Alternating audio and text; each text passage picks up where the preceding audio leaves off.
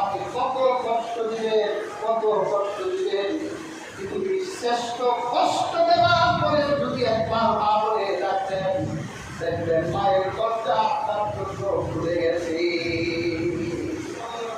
আর যারা আছে তাদের কষ্ট দিতে হবে না, সাথে আঘাত লাগবে, তোমার জন্য দরজা সব বন্ধ করে দেবে।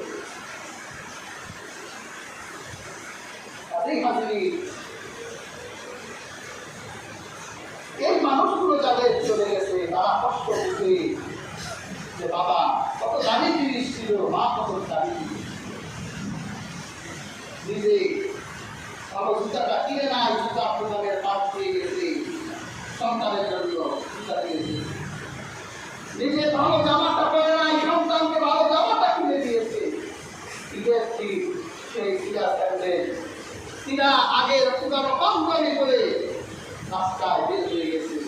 রাস্তায় আমার কিসের আনন্দ, ছেলের আনন্দে আমার আনন্দ। তাদের হাতে এই বাপমা যাদের এখনো আছে অবহেলা করলেন না।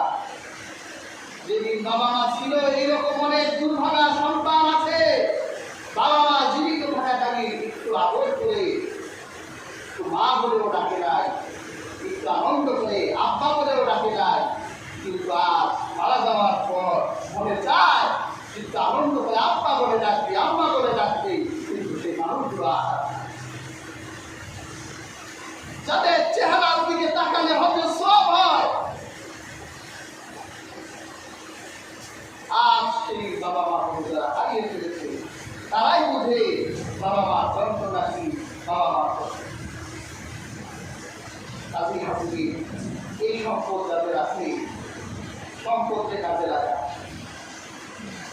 এই সম্পদগুলোকে কাজে লাগা।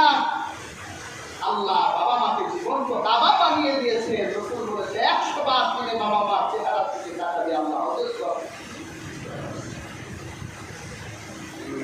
সেই জন্য আমি একটা বাবা মা নিয়ে রেখেছি, ওই চেহারায় নজর দিলে, ওই চেহারায় নজর দিলে হজের সওয়াব পাওয়া যায়।